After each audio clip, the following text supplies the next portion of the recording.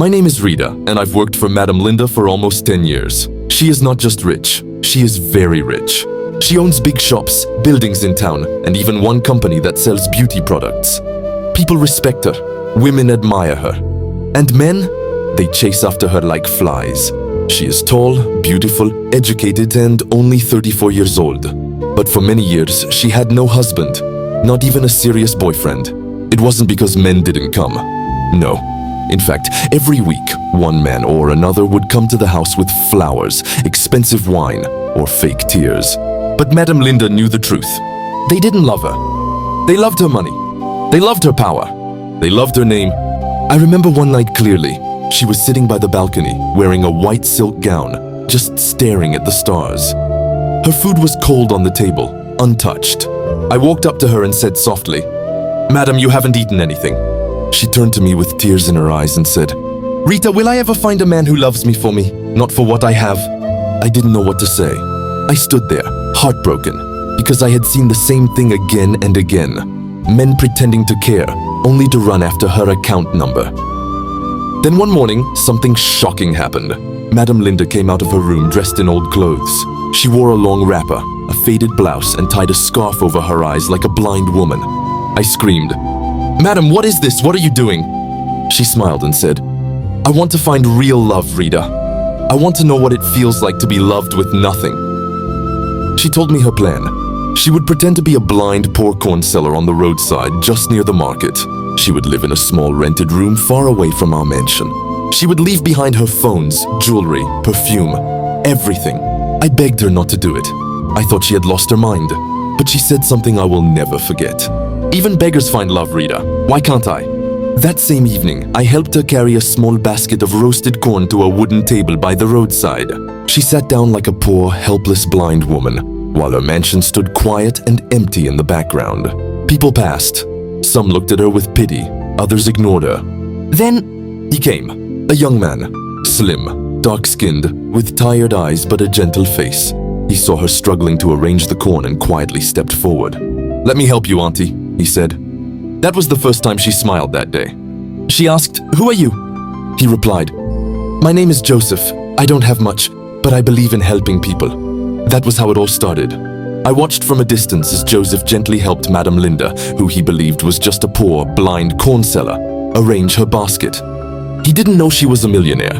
He didn't know the roasted corn he was touching had come from the mansion's kitchen.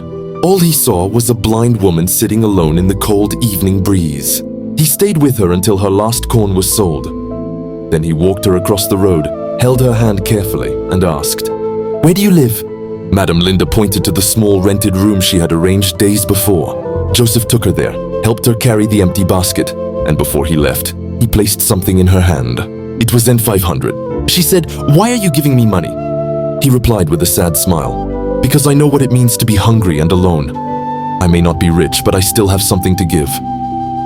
That night, she came back to the mansion secretly through the back gate, sat in the kitchen, and cried. She kept saying, "He gave me money, Rita, when he has nothing. He helped me. He didn't even ask for my name." I had never seen her so touched. Not by diamonds, not by flowers, but by a man's kindness. From that day, Joseph kept coming every evening. Sometimes he brought bread. Sometimes he brought gari. Sometimes he just sat with her and talked. He shared stories about his life. He said, "I used to have a job at a printing shop, but it closed down. Now I help my sick mother sell sachet water." He never complained. He never asked for anything. He just cared. Madame Linda, still pretending to be blind and poor, started falling in love. Not with his face, not with his voice, but with his heart. And I could tell it scared her. She asked me one night in tears, "What if he hates me when he finds out the truth? What if he walks away when he knows I lied to him?" I didn't have the answer, but the question stayed in her heart every single day. Then one Saturday evening, something strange happened. Joseph didn't come. She waited for hours under the tree beside the road. She asked every passerby, "Did you see a young man with water on his head?" No one did. And then, just as she was about to leave, a woman showed up. Tall, angry, and full of pride. She looked at Madame Linda from head to toe and said, "So this is the blind beggar my Joseph has been spending his time and money on?" Madame Linda's heart began to race. "Who are you?" she asked. The woman folded her arms and hissed, "I'm his girlfriend, and I'm here to warn you. Stay away from him." What happened next will shake you to your core. I was hiding behind a tree not far from where Madame Linda sat with her corn basket.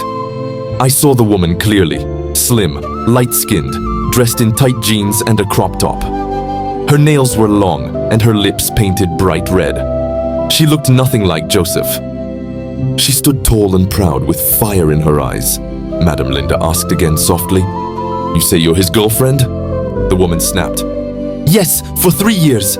I don't know what you're doing to him, but he comes home talking about a blind corn seller who makes him feel happy. Happy? With you?" Madame Linda didn't say a word. She just held her scarf tighter over her eyes. The woman continued, "He now gives you the little money we have, buys you food, and builds you shade from the rain. You're not even his mother. What are you to him, huh?" Her voice was loud, attracting a few people nearby. I could feel Madame Linda shrinking inside. Not because she was afraid of the woman, but because her heart was breaking. She had grown to love Joseph. His kindness, his heart, his voice. But now this. She tried to speak. "I never asked him for anything. He helped me, out of his own will." The woman laughed bitterly. "Don't act innocent. You blind beggars have ways of charming men with pity. But I'm warning you, stay away from my man. He's mine, not yours." Then she walked away, swinging her hips with anger. That night, Madame Linda came back to the mansion quietly. She sat on the floor of the kitchen with her corn basket beside her. She didn't speak for hours. Then finally she whispered to me, "Rita, am I the reason he's fighting with his girlfriend?" I knelt beside her and held her hand. "No, Ma, you didn't do anything wrong. You're just being loved. Truly, for the first time." She looked up at me with teary eyes and said, "Then why does it hurt so much?" The next day, Joseph returned. He looked tired. His eyes were swollen like someone who hadn't slept. He stood before her quietly for a while, then knelt down beside her. "I'm sorry I didn't come yesterday," he said. "There was a situation." Madame Linda didn't ask. She just nodded. Then Joseph said something she never expected. "I told her I'm done, because I realized something. I've never known peace like I have with you." Madame Linda's heart stopped. He chose her, a blind beggar, over the woman he had dated for 3 years. But he didn't stop there. He held her hand and said, "I don't care about how you look. I don't care that you're poor or blind. I care about how you make me feel.